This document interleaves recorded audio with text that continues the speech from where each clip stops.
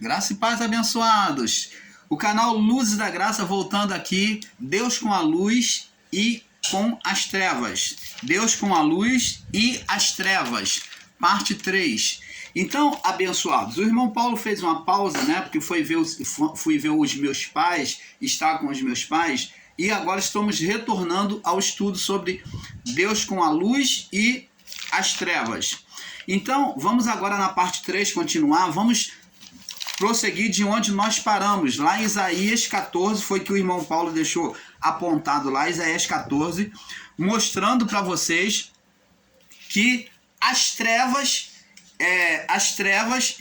criada por Deus, né? As trevas criadas por Deus, ela é benéfica, como falamos aqui. Existe ensinos por aí dos meus amados irmãos aí, a qual, com todo respeito, eu venho falar isso. Não venho falar para denegrir, mas em questão de trazer a verdade, a iluminação do Pai. Então, nós, o canal Luzes da Graça, nós buscamos sempre trazer a verdade do Pai. Nós vamos para o lado da verdade. Não adianta que não vamos cooperar com engano. Eu não posso aqui ensinar um Deus que é luz e que ao mesmo tempo ele é trevas. Porque não é assim que diz a palavra, amados. A palavra não diz que Deus é luz e ao mesmo tempo ele é trevas. A palavra não diz que Deus é bom e ao mesmo tempo ele é mau.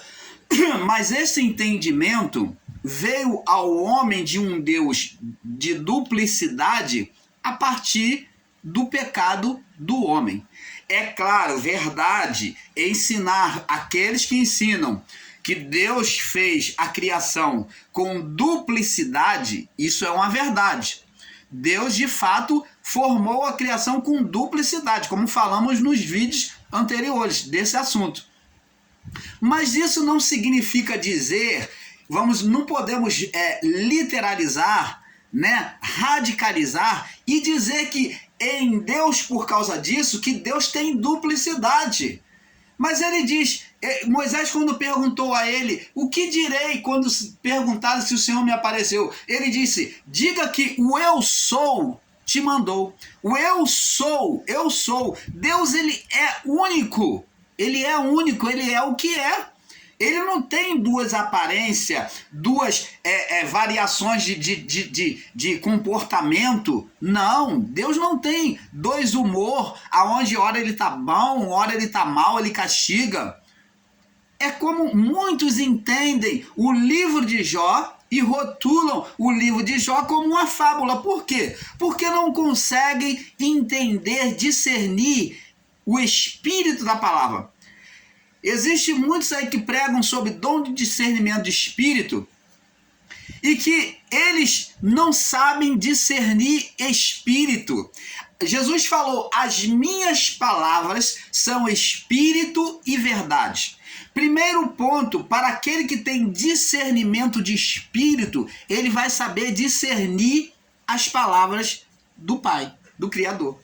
Ele pega a palavra de Deus e ele não olha de forma literal, ele não olha a letra como Nicodemos, como os Nicodemos da graça, os nossos irmãos aí, que são literais, que se baseiam na letra, porque pegam lá a tradução, mas porque lá no Codex, irmão, está escrito assim.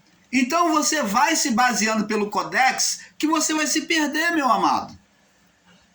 Minha amada, então você não pode ficar na letra, porque o dicionário, a tradução diz assim, e você se fixa na letra. Nicodemos também se baseou na letra, nos ensinos da letra judaica, da Torá. Ele era um ótimo mestre em relação aos ensinos da Torá. Ele era chefe, ensinador da lei mosaica. Mas, porém, Nicodemos não entendia nada da palavra espiritual. Jesus, por 3 vezes, falou para ele com linguagem espiritual e ele não pôde discernir nenhuma delas. Ele ficou todo perdido no seu entendimento. Por quê? Porque se baseava na letra. E nós, o canal Luzes da Graça, nós buscamos trazer a essência da palavra, o espírito da palavra. É isso que o irmão Paulo busca na palavra do Pai. O irmão Paulo não vem querer trazer uma letra que todo mundo já sabe. Todo mundo que lê a Bíblia nua e crua já sabe das histórias bíblicas. Eu não estou aqui para trazer uma história na letra, mas estamos aqui para trazer a essência da palavra, o espírito da palavra. Por isso Jesus disse, as minhas palavras são espírito e verdade. E como que se entende essa palavra do Pai, dita por Jesus? Por meio do discernimento do espírito. É buscar discernir aquilo que diz a palavra de Deus. E os nossos irmãos, que eu até apelidei com todo respeito como Nicodemos da Graça, com todo amor, como Nicodemos da Graça, porque tomam a palavra de forma literalizada, radicalizada, e ensinam que o livro de Jó é um livro poético. Ele é um livro poético? É. Um livro lendário. Dizem até que é um livro, que é uma lenda, que aquilo dali é uma lenda, que aquele livro ali não é um livro para ser lido, é uma fábula. Eles consideram uma fábula. Os ensinadores em graça aí consideram o livro de Jó uma fábula. Por quê? Porque o grande nó está na conversa de Deus com o ser espiritual. E eles não podem entender isso. Porque eles vê e atribuem que aquele mesmo Satanás era a ação do próprio Deus, era o próprio Deus, agora sendo bom, de um lado sendo bom e do outro lado sendo mal. Um Deus que quer abocanhar a Jó e um Deus que quer proteger a Jó. Então eles veem esse Deus ali, no livro de Jó, apresentado ali, como um Deus de duplicidade. E isto não é verdade. E nós, o canal Luz da Graça, estamos aqui para provar. Então, nós, o canal Luz da Graça, antes que eu entre dentro do assunto, eu retorno ao assunto, nós buscamos, né, estar junto com outros canais. A pouco, Deus vai abrindo entendimento ao irmão Paulo e vai apontando para mim, né, ao meu coração, né, uma dedução do meu coração como voz de Deus, e que agora, nessa revelação ao meu coração, eu tenho trazido alguns outros canais, né? Nós temos o canal do nosso irmão Edivan, do nosso irmão chamado Pastor Edivan, Pastor Van ou Pastor Edivan, que é o canal Iluminados pela Graça, né? Temos o canal do nosso irmão também, Yahushua Reina para Sempre, né? Que estava junto conosco. E temos o canal do nosso irmão também, Rogério de Jesus. São os canais que eu ainda indico para vocês. São canais que eu indico a vocês, esses 3 canais, por agora, né? Que eu indico a vocês, que trazem a palavra mais dentro daquilo que nós cremos, daquilo que nós consideramos como certo. Então, eu, como ensino a palavra dentro do YouTube, eu também tenho a responsabilidade de ajudar os irmãos.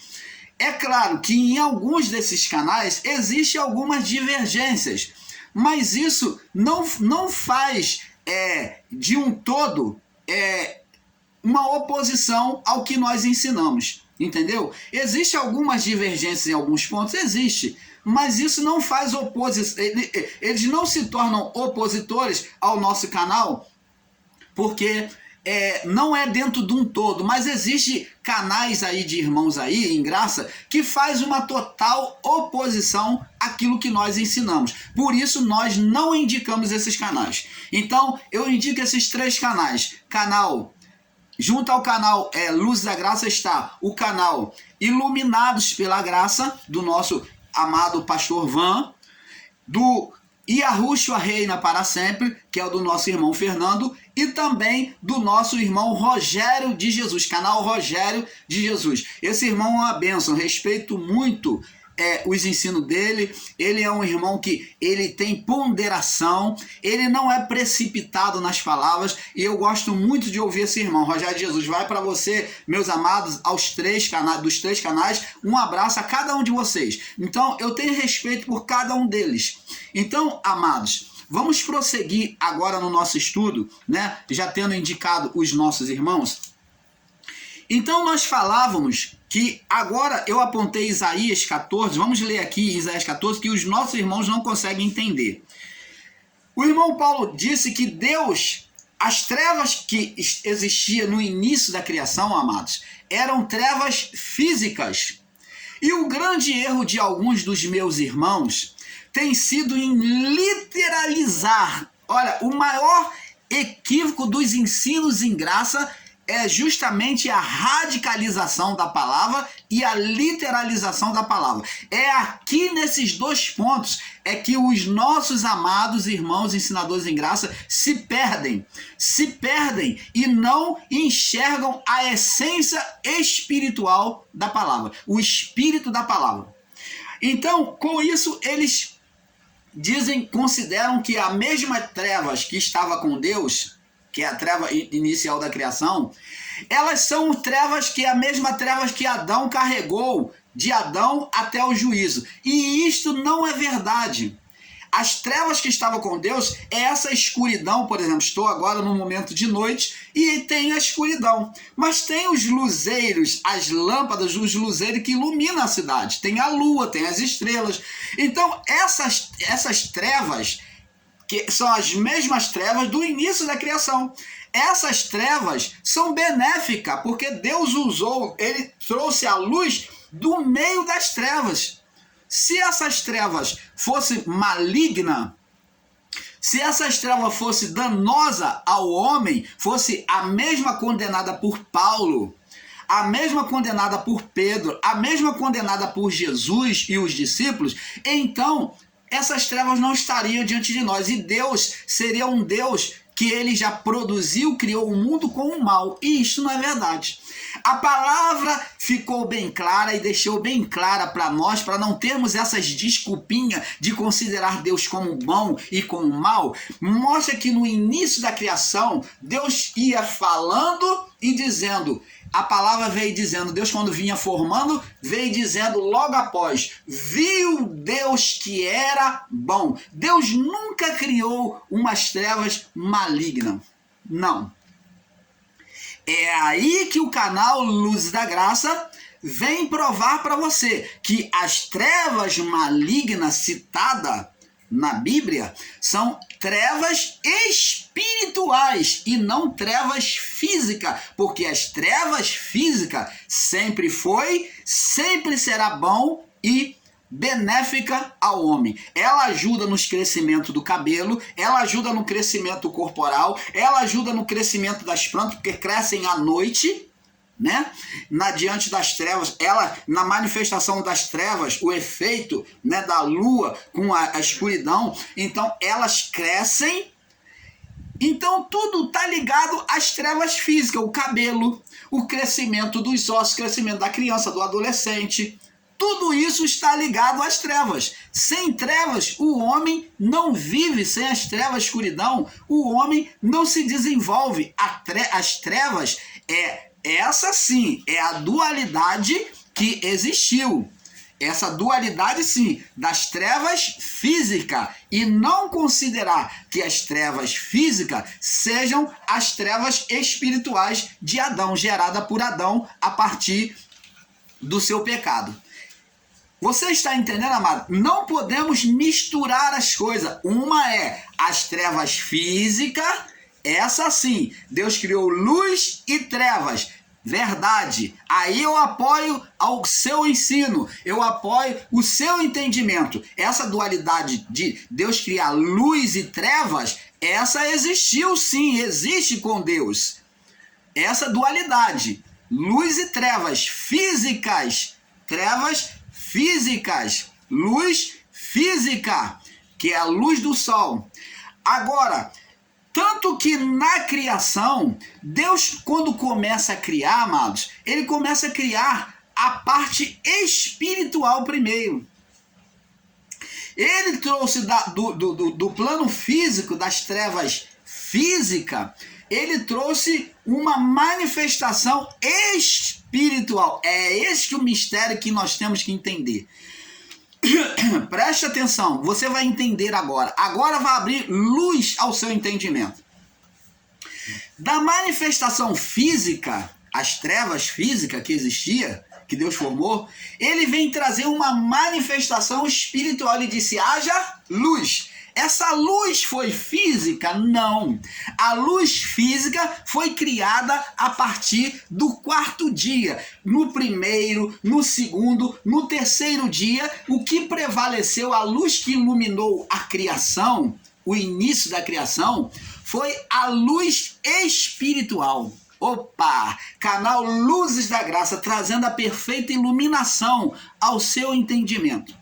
Então, essa luz espiritual, que durou 3 dias ali na criação, que ficou aqui apresentada durante esses 3 dias, e o que? Junto com Deus, na formação da criação, demonstra que os anjos estavam lá. Essa luz era a luz dos anjos, dos espíritos angelicais. Então ali estava, ali foi gerado, foi formado aqueles espíritos de luz, aquele luzeiro, né? Aquele luzeiro, todos aqueles espíritos ali diante da criação. Eles assistiram, porque antes de ser tudo criado, demonstra que antes de ser criado qualquer coisa na criação, os anjos estavam presentes, assistindo e ajudando, apoiando o Criador.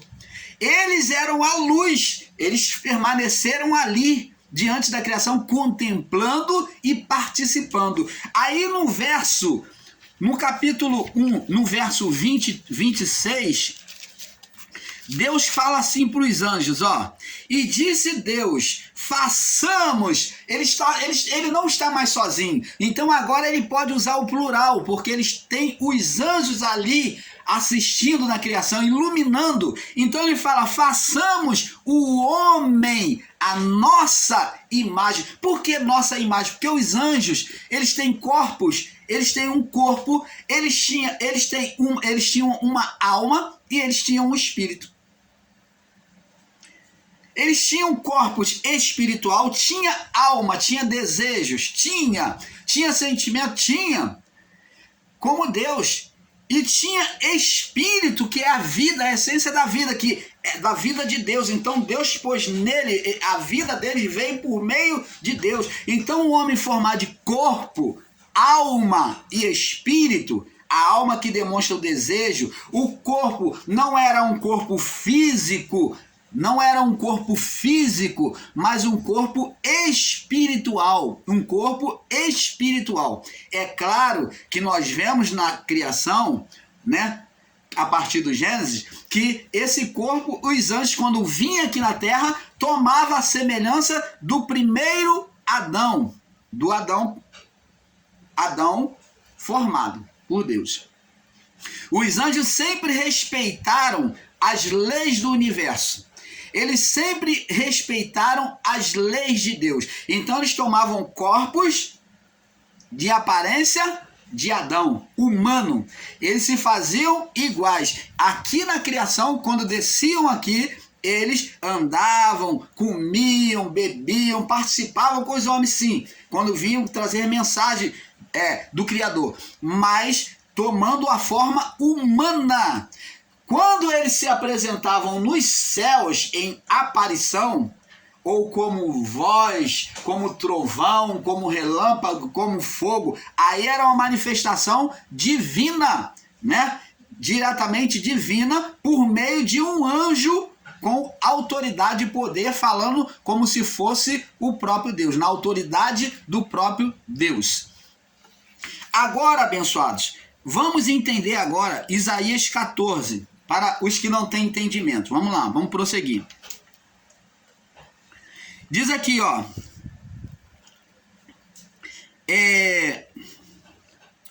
Então proferirás, Isaías 14, verso 4. Então proferirás esse provérbio contra o rei da Babilônia. Então é pegado aqui um homem que é investido de riqueza, de poder, que ficou cheio de poder, de riqueza, para fazer uma comparação, para que nós tivéssemos entendimento. Então proferirás o provérbio contra o rei da Babilônia. Ele é tomado como exemplo, né? E dirás: como já cessou o opressor, como cessou a sua cidade dourada, já quebrantou o Senhor o bastão dos ímpios e o cetro dos dominadores. Está falando do império de Satanás. Aqui está falando do fim de Satanás, tá? Do império dele, que viria. Aquele que feria os povos com furor, com golpes incessantes e com ira dominava sobre as nações, agora é perseguido, e sem que alguém o possa impedir, sem que alguém o possa proteger ele. Está falando do espírito de Satanás. Já descansa, já está sossegada toda a terra, e rompe-se cantando. Então, na retirada dele, haveria o que? Um sossego na terra. E diz aqui: até as faias se alegram sobre ti, e os cedros do Líbano, dizendo: desde que tu caíste, ninguém sobe contra nós para nos cortar. Então, ele que atuava na mente e levantava nações para combater contra o povo de Deus. O inferno, verso 9, desde o profundo se turbou por ti, se alegrou por ti, para te sair ao encontro na tua vinda. Despertou por ti os mortos, e todos os chefes da terra fez levantar dos seus tronos todos os reis das nações. Por quê? Porque ele dominava as nações. Lá em Lucas, capítulo 4, no verso 5 ao verso 8, nós vemos no deserto, na tensão do deserto, que o Satanás, o diabo, ele diz para Jesus assim, ó: todos os reinos do mundo te darei, todos esses reinos, se prostrado me adorares, porque a mim me foi entregue. Então ele dominava os reinos do mundo pela mente do homem, pela o quê? Pela atuação da mente humana. Então é por isso que ele dominava os reinos.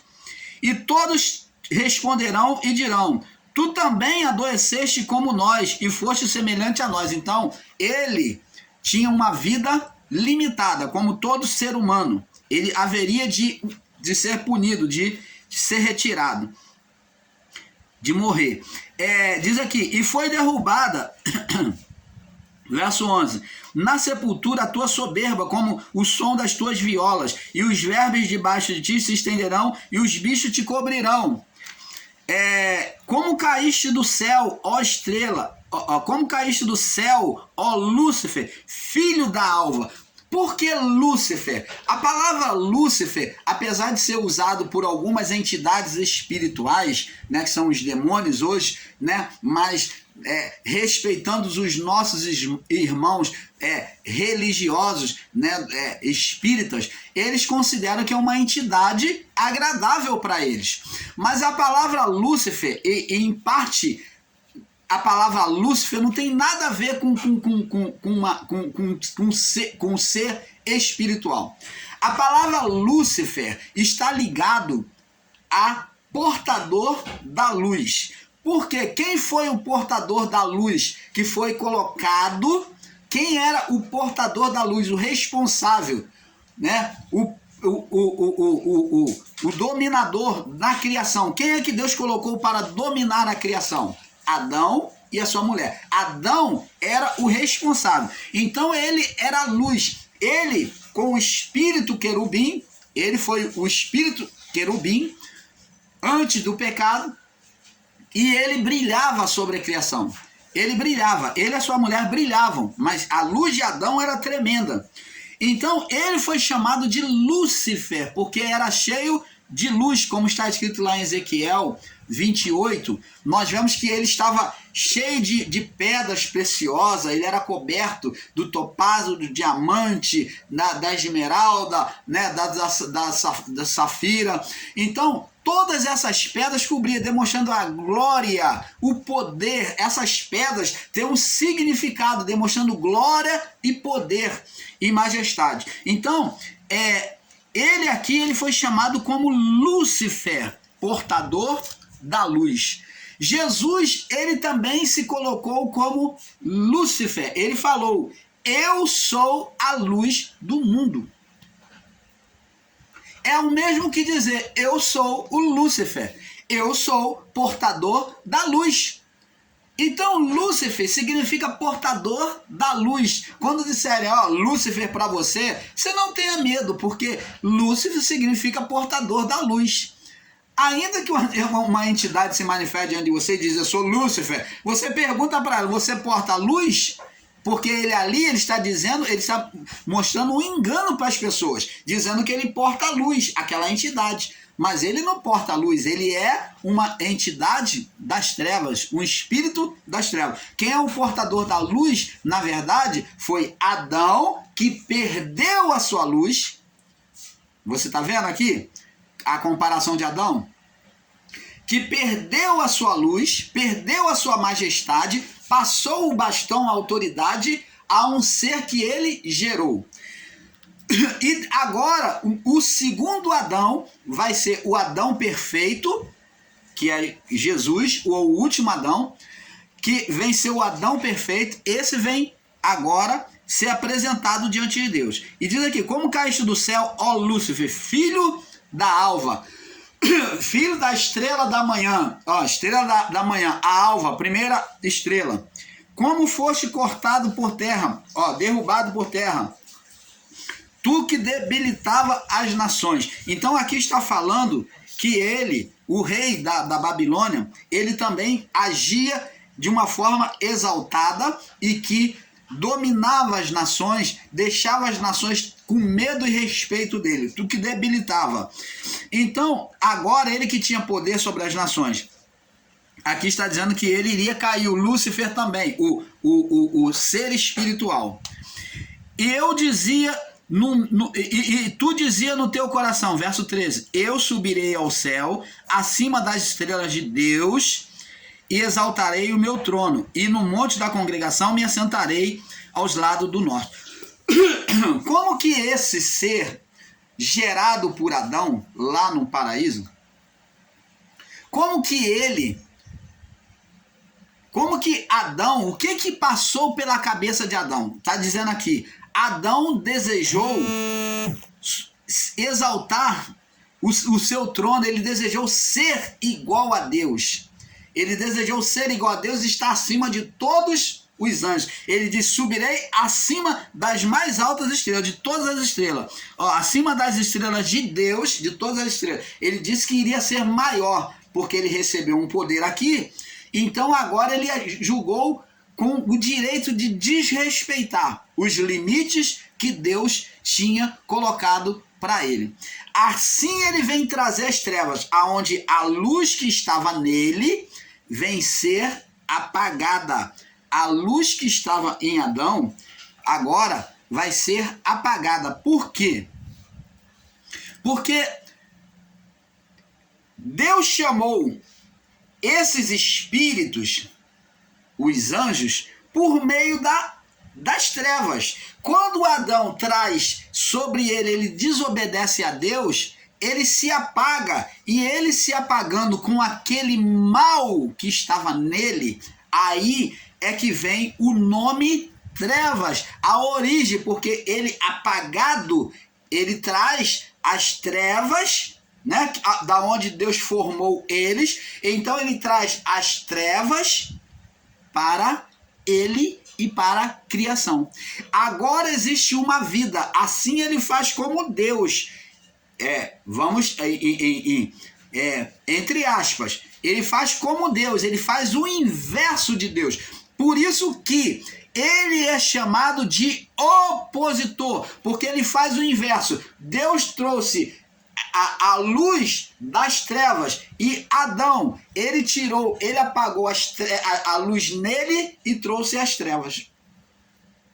Deus chamou a luz do meio das trevas e Adão chama as trevas para ele. Ele faz uma ação contrária, oposta a Deus. E naquela autoridade dada por Deus de reinar sobre a criação.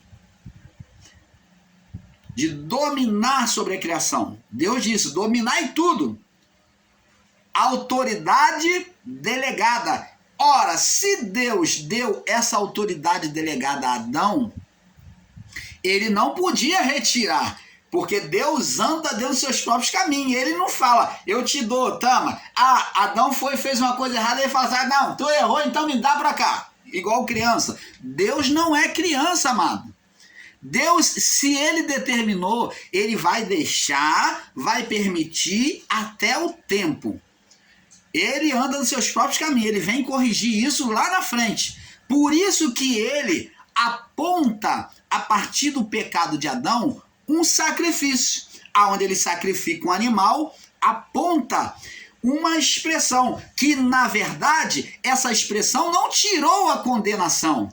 Porque se o sangue daquele animal tirasse a condenação, então Adão estaria perdoado. Toda a criação, todos os espíritos que procedessem dele, estaria sem condenação. Mas aquele sangue não serviu para isso. Aquele sangue foi apenas uma imagem espiritual, uma imagem profética, escatológica daquilo que Deus faria lá na frente. Ele falou sem palavras, ele mostrou sem palavras, mostrando aquilo que ele iria falar. Ele falou numa linguagem espiritual. Por que ele falou numa linguagem espiritual? Porque agora o homem se tornou carnal. Então, a luz sobre as trevas, ela iria agora gerar sombras. Então, Deus agora passa a falar com a criação, a partir do pecado, por meio de sombras, de imagens, figuras. Luz sobre uma coisa física apagada, sobre algo físico, que o homem passou a ser totalmente físico no corpo. Ele era físico e espiritual no corpo, por dentro e por fora. Agora ele é apagado por dentro e por fora. Ele é apagado, só tendo a vida do espírito, só tendo a vida da alma. Vamos botar bem claro aqui. Agora, prova de que o homem ele tem corpo, alma e espírito, é que Adão, quando se apagou, ele agora só viveu a vida da alma. Por quê? O espírito estava morto. Morto em qual sentido? Apagado. Apagado. O espírito estava apagado. Por isso que é a condenação espiritual, morte espiritual. Se o homem não tem espírito, então por que o homem morreu espiritualmente? Se você disser para mim que, mas essa condenação, esse espírito era a alma. Não. A alma do homem prosseguia. Os homens de Deus mantinham contato com Deus, adorações. Eles ofereciam sacrifício e Deus aceitava. Essa morte estava do lado de dentro da alma, que é o espírito. Então, no espírito, o espírito estava apagado. Então são essas trevas que vai dominar a criação.